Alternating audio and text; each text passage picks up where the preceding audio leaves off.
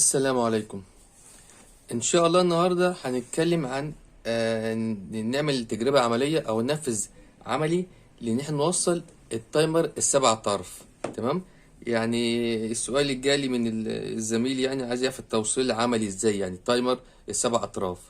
احنا رسمنا الرسمة وعملناها في الفيديو اللي فات على لمبات، ازاي لمبة يمين ولمبة شمال. يعني اللمبة اليمين تنور يبقى الموتور بيلف في اتجاه، لو اللمبة الشمال نورت يبقى الموتور بيلف في اتجاه تاني. طب احنا هنجربها عملي على موتور طبيعي قدامنا كده. تمام. طب الموتور ده زي اي موتور عبارة عن ثلاث اطراف: ملف التقويم سلكة وسلكة وسلكة، دي بتاعت ملف التقويم وملف التشغيل، وده بتاع الكومن او المشترك، او ممكن ده ملف التشغيل وده ملف التقويم ودي السلكة المشترك. خلاص، اي موتور كده ملف التقويم والتشغيل بيخشوا على المكثف. احنا شرحنا فيديو عن ازاي تحدد اطراف الموتور، وشرحنا فيديو تاني ازاي توصل المكثف مع الموتور. تمام. ده مش موضوعنا النهارده. احنا كده ايه بنتكلم، موضوعنا ان انت عندك دلوقتي موتور ليه ثلاث اطراف، ادي ملف وملف، خلاص، تقويم او تشغيل، خلاص تمام، وادي الملف المشترك او ملف الكومن. طيب احنا بنيجي نوصل وبينهم المكثف ده كده مكثف، والطرفين دول ايه بناخد التوصيلات بتاعتنا. طب لما نيجي نوصل بقى التايمر بتاعنا بالنسبه للغساله، لو انت عندك غساله بنفس الموتور نفس الفكره، هنيجي نوصل ازاي؟ ادي السلك الاولى اهي، احنا قلنا في ثلاث اطراف على الشمال وادي اربعه على اليمين اهو، بالطريقه دي سبع اطراف. بنيجي ناخد السلكه الاولى دي زي ما عملنا الرسمه اللي فاتت اهي، السلكه دي ناخدها كده اهو وندخلها على ايه؟ على المكثف. ندخلها على المكثف، الاطراف مكثف كده اهو، ماشي. ملف التقويم والتشغيل على ملفين منهم، الطرفين بتوع الموتور الداخلي على المكثف، خلاص تمام. بتوصل عليهم السلكتين بتوعك، السلكه الاولى دي اللي قلنا عليها، خلاص بناخدها على الطرف منهم اللي بيروح على المكثف اهو، نوصله كده اهو، ماشي. وصلنا كده طرف، هنوضحها اهو. يبقى كده عندنا ادي السلك، انا هلفها بس كده عشان ايه السلك طويل ولا مش عايز ايه اقطع منه يعني. اه خلاص، ادي الطرف الاولاني اهو، السلك الاولى ماشيه كده اهو، وهتمشي كده اهو وتروح على فين؟ تروح على الطرف في المكثف، والطرف ده رايح على ملف من ملفات الموتور. تمام. طب الطرف التاني ده بتاع المكثف اللي هو واخد طرف من اطراف الموتور التاني سواء تقويم او تشغيل، الطرف التاني ده هيروح على السلكه التالته بقى.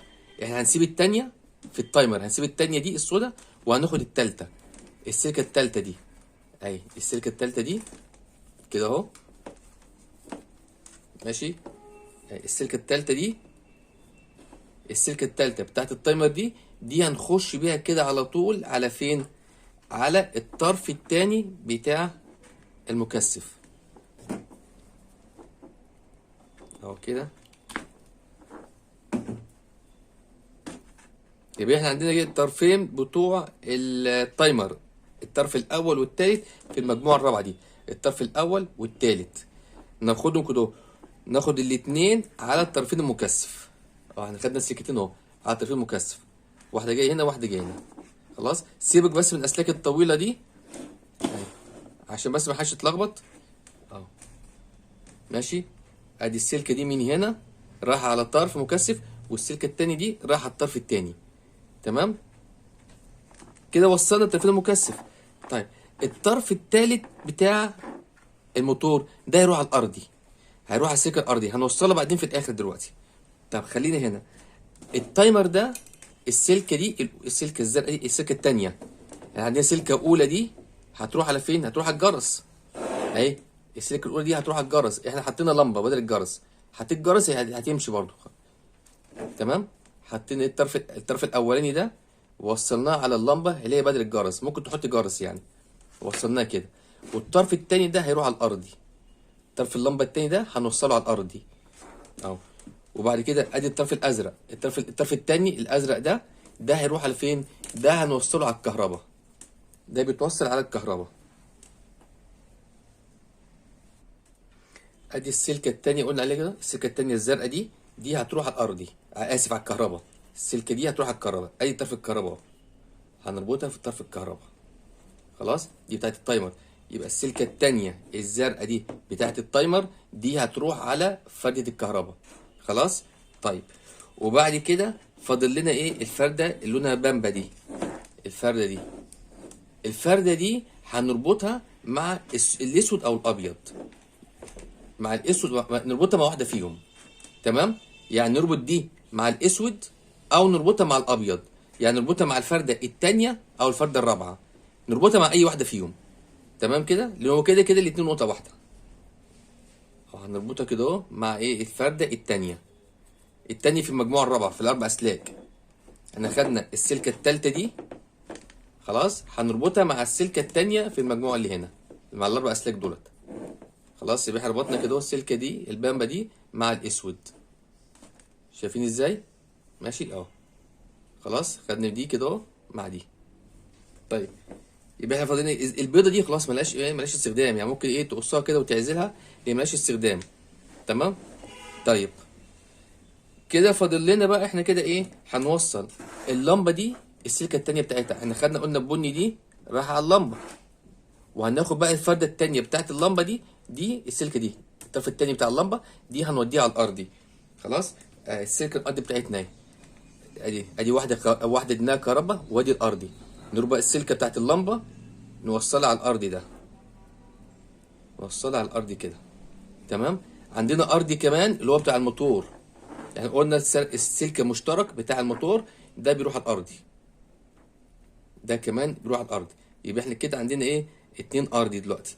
الارضي بتاع الموتور والارضي بتاع اللمبه. كده اتنين ارضي اللي عندنا في الدايره. تمام. كده التوصيله اوضح شويه. تمام. انا لميت بس السلك الطويل ده لان انا مش عايز اقطعه يعني. تمام. ادي السلكه الاولى اهي دي هتروح على اللمبه، وادي السلكه الثانيه دي هتروح على الكهرباء. نوصلها على الفرد ايه؟ الطرف الحي في الكهرباء. خلاص. والسلك الثالثه دي هتروح مع السلكه السوداء اللي هي الثانيه واحده. السلكه الثالثه هنا هتيجي مع الثانيه في المجموعه اللي هنا. خلاص. او مع الرابعه، ممكن تيجي مع الثانيه السوداء او تيجي مع الرابعه البيضاء. يعني نوصلها مع اي واحده فيهم. توصلها مع واحده فيهم بس. تمام. طيب عندنا الطرف الاول والثالث. الطرف الاول اللي الاصفر ده هنمشي معاه كده اهو، وكده يمشي على طول يخش على الطرف المكثف. والطرف الثالث اللي هنا هنمشي معاه برده كده اهو ونخش على الطرف الثاني المكثف. خلاص. اللي هم رايحين بعد كده على الطرفين بتوع الموتور. الطرف التاني بتاع الموتور اللي هو ده هيروح على الارضي، والطرف التاني بتاع اللمبه ده برده هيروح على الارضي. يبقى كده عندنا اتنين ارضي اللي قلنا عليهم. خلاص كده. طيب احنا بقى هنشغلها عملي كده. تمام. طبعا هي عشان المفتاح ده عايز اللي هي البكره بتاعته. بص الموتور بيلف ازاي. الموتور فصل ويبدا يلف الناحيه العكس الاتجاه التاني. تمام. بعد كده يفصل ويقف، ياخد فتره زمنيه يقف كده عشان الموتور ما ياخدش الدوران المعاكس مره واحده. تمام. ما بين اتجاه والتاني الموتور بيفصل ثانيه او ثانيتين.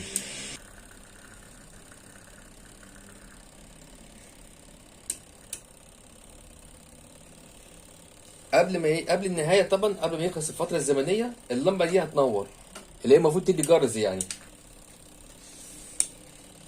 كده خلاص اللمبه دي نورت، اللي هي كأن في جرس. تمام. والجرس ده معناه ان ايه؟ ان التايمر قرب ينتهي يعني. بحيث ان الست البيت يعني لما بتشغل الغساله وبتعمل حاجه في المطبخ او بتنشغل بتسمع صوت جرس، تعرف ان الغساله خلاص قربت تخلص ايه؟ اللفه بتاعتها يعني، او التايمر قرب يخلص. زي ما احنا شفنا كده. الموتور كان بيلف لما بيدي مره الكهرباء هنا، الموتور كان بيلف في اتجاه يمين. ولما بعد كده يفصل الموتور كان بيقف. بعد كده يدي الكهرباء في ايه؟ في السلكه الثانيه، يبدا الموتور دي في شمال. يعني الموتور يلف مره يمين ومره شمال بالتبادل عن طريق تبديل الكهرباء بين السلكتين دولت. مره تيجي الكهرباء في السلكه دي تخش على الطرف ده المكثف، فالموتور يلف في اتجاه. بعد كده يفصل الكهرباء الموتور يقف. بعد كده تيجي الكهرباء على الطرف الثاني، فالكهرباء تيجي في الطرف الثاني تخش على الطرف الثاني المكثف، فالمكثف يخلي الموتور يلف في اتجاه الثاني عكس الاتجاه اللي كان بيلفه الاول. وهكذا بالتبادل بقى يفضل يلف مره يمين ومره شمال، وبين كل مره ومره لازم يقف قد ثانيه كده لحد ما الموتور ايه؟ يعني زي ما قلنا ما ياخدش سرعه مفاجاه او اتجاه معاكس وهو في حاله الدوران بتاعته يعني، عشان زي ما قلنا ما ياثرش على عمود الموتور او على الطاره بتاعت الحله. تمام. واللمبه دي طبعا زي ما قلنا دي بديل الجرس. خلاص، وعرفنا طبعا قلنا الجرس ليه. الفيديو ده طبعا عملته كده عشان اجاوب على السؤال اللي جالي. احنا عايزين نجرب التايمر 7 اطراف على موتور، نجربه عملي. تمام. اتمنى تكون الفكره وصلت كده وعرفت اوصل لكم معلومه. اتمنى اكون افدتكم واشكركم.